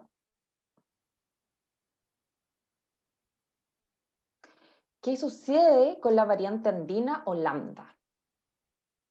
Excelente. La variante andina holanda también hoy día es una variante que estamos vigilando. Es una variante que hoy día no es una variante de preocupación determinada por la Organización Mundial de la Salud, pero estoy de acuerdo, es una variante que tenemos que vigilar con mucho ojo para lo que viene o lo que sigue en la pandemia. Hasta ahora no hay reportes relacionados con, por ejemplo, métodos diagnósticos o inefectividad de vacunas, que es lo que más nos podría producir preocupación o mayores riesgos de severidad. Sin embargo, son hallazgos preliminares. Esta variante hay que seguirla mirando y no descarto que pueda llegar a ser también una variante de preocupación. Vamos con la próxima. ¿Cuáles son las implicancias de la PCR en nuestra saliva en relación a su efectividad y factibilidad en el testeo y su aplicación en nuestro país? Esta pregunta es de Marcia Cuevas. Muchas gracias por la pregunta.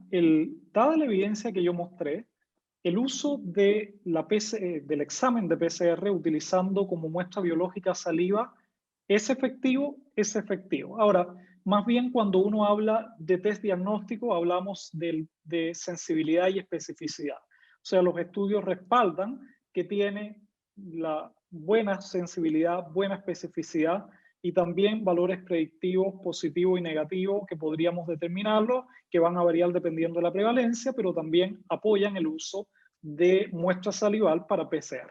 Efectividad, sí. En relación a factibilidad, es factible. En cuanto a aplicación, limitada. ¿Por qué la aplicación ha sido muy limitada pese a que ha estado recomendado? Hoy día la técnica, el uso con hisopado nasofaringeo sigue siendo la principal muestra biológica que estamos utilizando. Yo creo que ha habido razones prácticas que han llevado a que en el fondo persista esta técnica y no haya sido masivamente implementado la saliva. Ojo, hay sí algunas consideraciones. En su minuto hay un documento en Chile con todas las recomendaciones que tenían que ver con cómo tomar la muestra salival para hacer el PCR. Y fíjense que tampoco es tan simple. O sea, sabemos las ventajas que tiene la muestra salival. Ejemplo de dos ventajas, por ejemplo, es uno que por supuesto es menos incómoda y uno podría pensar, por ejemplo, en la utilidad en población infantil. Por otro lado, es bastante segura para, en el fondo, el personal de salud. Ahora, el término de esa muestra depende de la hora del día, depende, por ejemplo, de detalles como si la persona se cepilló los dientes o su boca recientemente o no. O sea, igual también hay algunas precauciones que hay que tomar para que pueda ser efectivo, ¿ya? Y en la realidad, hoy día no ha sido tan implementado. Después también yo creo que otro factor que contribuyó es que de cierta forma la PCR con muestra salival venía un poco a sustituir el método convencional en términos de hacerlo más práctico, pero ahí ayudaron mucho también el uso de antígenos, que en el fondo viene, es práctico, tiene el resultado rápido, sin embargo sigue siendo el antígeno también con la misma muestra nasofaringea. Muy buena acotación también. Vamos con la otra pregunta. ¿Se dispone de información validada de cuántos pacientes en UCI tienen el esquema completo con Sinovac y con Pfizer? Esta Sí, pregunta es eso de Mariano está. Silva. Excelente pregunta. Mira, yo en este minuto no tengo los datos acá, pero sí lo tenemos. O sea, es una de las mediciones que se ha hecho a través del Ministerio de Salud, que es justamente mirar lo distinto al estudio de efectividad. El estudio de efectividad de la vacuna en Chile mide hacia adelante, ¿no? Mide de forma prospectiva.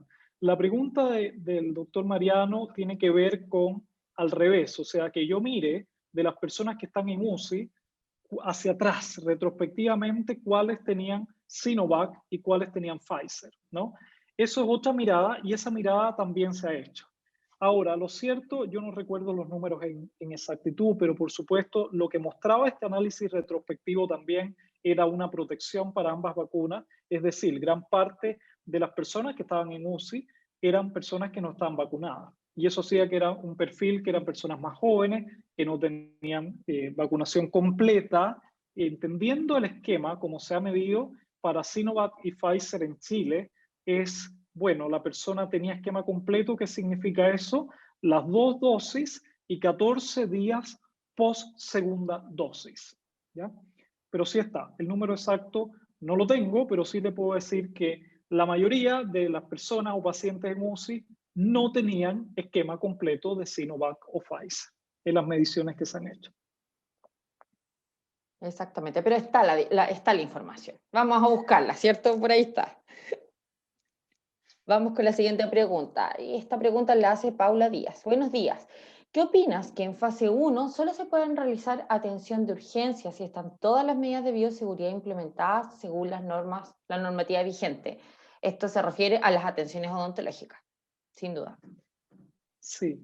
Bueno, esto me lo preguntaron ayer en el Ministerio de Salud y lo encuentro súper relevante. Yo creo que hay que estar atento porque está la discusión a propósito del paso a paso, del paso a paso. Yo creo Ujú. que por ahora se debe mantener. ¿Y sabes por qué, Paula? Porque tenemos un agente en el fondo de preocupación hoy día que son las variantes, ¿ya? A mí me parece muy bien el juicio de que uno diga, probablemente en un contexto de fase 1 nuestras atenciones podrían ser seguras, y yo creo que es así, ¿ya? Pero nosotros también tenemos que dar una señal con la salud pública y eso tiene que ver con tú estás en un contexto de fase 1 y al llevar a la persona no solo el riesgo es per se en el sillón dental, que sabemos que es prácticamente cero. Esa persona es una persona que se va a mover, es una persona que va a entrar al metro o es una persona que se va a movilizar a través del transporte. Entonces es una persona que al final agrega movilidad. Y ahí recuerden que yo les mostré que si queremos acelerar la solución del problema de la pandemia, varios estudios de modelamiento han mostrado que hay que combinar dos cosas. Uno, una alta cobertura de vacunación, ganémosle con mucha cobertura de vacunación, y por otro lado, reducir la movilidad. La tasa de movilidad tiene que reducirla.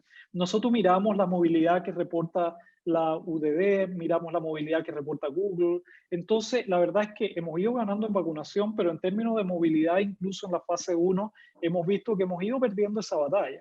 Entonces, si uno puede colaborar de cierta forma a priorizar atenciones y disminuir la movilidad, eso es lo que yo creo que está dentro de la lógica de esta recomendación de solo atenciones de urgencia o emergencia en la fase 1. Ahora, ¿qué creo yo? Como a propósito también, yo les mencionaba esto, si ustedes, ojo, que esto es disímil, o sea, esto varía dependiendo de las comunas, ¿ya? Yo una vez hice el análisis en el ministerio y vi que les mostré a través de análisis epidemiológico con varias variables que la mayoría de las comunas que están en fase 1 en Chile, perdón, la mayoría de las comunas que están en fase 2 deberían estar en fase 1. O sea, muchas comunas están en fase 2 cuando en realidad deberían estar en fase 1, ¿ya? Pero sabemos que hay variables que influyen en esto y no solo las epidemiológicas, que es la que yo miro. Ahora, ¿por qué te digo que es disímil y sería bueno mirarlo? Si tú tienes una comuna que es una comuna pequeña, y yo tengo un brote, por ejemplo, en una cárcel, o tengo un brote en un territorio dado específico, eso puede hacer que se dispare la incidencia y como la población es pequeña, finalmente esa comuna termina con parámetros de carga de pandemia que la hacen que vaya a fase 1. Pero si uno está en esa comuna y sabe que en todo su territorio, haciendo una buena georreferenciación epidemiológica, sabe que no hay epidemia, no tengo SARS-CoV-2, podría en fase 1 hacer atenciones, no solo de urgencia o emergencia. Pero tengo que tener ese data. O sea, yo decir, mira, el dato es que lo que está a unos cuantos kilómetros de acá y los pacientes que yo tengo vienen de zonas que están sin casos. Eso es un factor que incluso aunque esté en fase 1, yo tendría en cuenta para decir, bueno, podemos acá hacer atenciones. Exactamente. Hay algo que tú comentaste también en tu presentación acerca, que es una palabra que a mí me encanta, el famoso lockdown, ya se estaba hablando desde el año pasado, estaba recordando, no sé si en mayo se empezó a hablar, mayo, junio, ¿cierto? De un cierre completo de la ciudad para frenar los contagios. Desde el Colmet se estaba pidiendo esto, nunca se pudo hacer. Sin embargo, cuando pasamos a fase 1, en algunas comunas, eh, los primeros días como que se vio una baja de movilidad y después ya como que simplemente ya esto no se podía controlar mucho. Otra cosa que tú hablaste que me hizo mucho sentido, esto en lo personal, acerca de este lockdown y de las desigualdades en cuanto a las comunas, ¿cierto? En comunas con mayor recursos económicos, este lockdown era tal vez más efectivo, sin embargo, y comparando con las otras comunas, fue todo lo contrario. A tu opinión y a tu juicio, ¿qué habría que hacer para que tal vez pensemos en cómo, y en el fondo enfrentando la variante Delta, por supuesto, para evitar que llegara el lockdown? Mm. Bueno, gran parte tiene que ver con la vacunación, gran parte tiene que ver con tomar las medidas que están. Yo a propósito, Cristina, de eso, y yo entiendo también que es un proceso un poco normal en el tiempo. Los lockdowns son medidas que son muy difíciles y tienen, de cierta forma, son medidas poblacionales que tienen en el fondo sus limitaciones en el tiempo. No son inagotables. Entonces, lo que yo he manifestado varias veces tiene que ver con decirles esto. Las cuarentenas poblacionales hoy como medida cada vez están más desgastadas, pero no es porque las personas per se quieran desgastarlas, tiene que ver con que las estrategias poblacionales tienen sus limitaciones. Por otro lado, ha ocurrido que la percepción del riesgo de las personas a lo largo que va ocurriendo la pandemia va variando. O sea, había una gran percepción del riesgo en junio. Hoy día las personas han ido viendo y se han ido adaptando a ese riesgo también. Entonces, va cambiando la percepción del riesgo. Yo te diría, sería interesante medir esta variable, cómo ahora aumentó la percepción del riesgo en la población a raíz de los primeros 2 casos que fueron reportados por Alejandra de la variante Delta. Delta. Eso generó un disparo, diría yo, de nuevo porque tiene mayor transmisibilidad, porque hay números, porque hay preocupación con la vacuna, y eso generó un aumento en la percepción del riesgo de la población. Y Y un yo aumento en las creo que, vacunas también, ¿cierto? Que la gente se fue a vacunar. por supuesto, y ahí es fundamental las medidas preventivas individuales también. Acá, como dice Jeffrey Rose en su paper hace mucho tiempo, las medidas poblacionales y las medidas individuales en la prevención no son medidas que van a competir entre ellas, sino que son medidas que van a coexistir siempre. Entonces, ambas cosas tienen que estar, la responsabilidad Exacto. individual también para poder mirar hacia adelante. Exactamente. Vamos a la próxima pregunta. Oye, si tenemos hartas preguntas. Eso es súper bueno. Claudia Prieto pregunta, ¿se justifica el uso de bata impermeable en los pacientes? Sí, no hay estudios mayores, ha aparecido en algunas guías el uso. En procedimientos generadores de aerosol se recomienda y siempre y cuando haya un adecuado manejo. Lo crítico con la bata impermeable es el retiro. O sea, si uno tiene que saber retirarla de forma adecuada, tener bien el check. Y ojalá que uno, por ejemplo, con su asistente dental pueda verificar cuando se va a instalar los EPP y cuando los va a retirar, tenga un checklist y diga correcto, correcto, esto está bien y vamos por los pasos. En el fondo podría utilizarse, pero siempre con la precaución del retiro. Si no tenemos un método de retiro apropiado, puede ser incluso más riesgoso. Ahí está, ahí Claudia está dando las gracias. Vamos a la siguiente pregunta, por favor. Marianela Godoy pregunta, ¿cuál es la recomendación con el uso de equipos de aire acondicionado en la consulta odontológica? Sabemos que salió una nueva normativa hace poquito, así que, o más que normativa, una recomendación, la verdad. Sí, bueno, yo siempre digo, no hay que confundir el término acondicionamiento del aire con ventilación, ¿ya? Esos son dos conceptos distintos. Eso es lo primero que digo. Y lo otro que digo siempre es que esto es una pregunta que la verdad, la respuesta es esta, y esto está hasta en las rapid reviews que mostré y todas. La evaluación del acondicionamiento y la ventilación del aire en su consulta la tiene que hacer un ingeniero. Eso tiene que estudiarse, porque uno no sabe efectivamente cuánto es el nivel de ventilación que está alcanzando, cuánto es el acondicionamiento. Yo lo he recomendado mucho, por ejemplo, en escuelas odontológicas. Nosotros hemos visto los informes que producen respecto a cómo está la ventilación en los distintos pisos y qué puede pasar. Ahora, yo siempre he dicho, bueno, yo, por ejemplo, me pasó hace un mes atrás que estuve en Punta Arenas y yo le decía, ¿qué hacemos acá con Punta Arenas que tenemos tanta reinfección? Tenemos en el fondo una ola que va distinta al país. Yo les decía, bueno, y una de las medidas que recomiendo es hacer una intensiva campaña para la ventilación, para ventilar más. Y me decían, no podemos porque acá tenemos un problema con el frío. ¿Qué vamos a hacer? No solo el aire acondicionado por el frío, ¿qué pasa con la calefacción? Después en verano con el uso de ventiladores. yo escuchaba a un ingeniero, y acá es fundamental la opinión de ellos, que decía, mire, puede poner el ventilador con una ventana abierta y que apunte el aire del ventilador hacia afuera. Entonces, hay muchas recomendaciones, yo no soy experto en ello, y lo que yo siempre les digo, usted necesita una evaluación del acondicionamiento y la ventilación en su consulta. Hágalo. Eso es importante por la seguridad de sus pacientes y por su propia seguridad. Exactamente. De todas maneras, les doy un datito que en la última exposición que me toca a mí, voy a hablar de este tema. Así que ahí les voy a ir dando unos tips acerca de aquello, porque sí lo he estudiado. Fantástico. Me preocupa, en lo personal, me preocupa. Siguiente. Pedro Albornoz, ¿cuáles son los alcances sobre los ordinarios respecto a la variante Delta? Sabemos que han salido varias cositas estas últimas 2 semanas. Bueno, sí, mira, lo que pasa es que nosotros, en el fondo, lo que habíamos visto cuando se hizo este ordinario es que en algún minuto se había recomendado disminuir de 14 días a 11 días.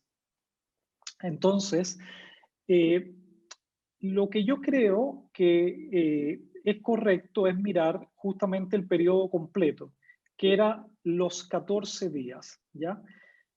Se hizo una redefinición de contacto estrecho que era mucho más exigente en relación a la variante Delta.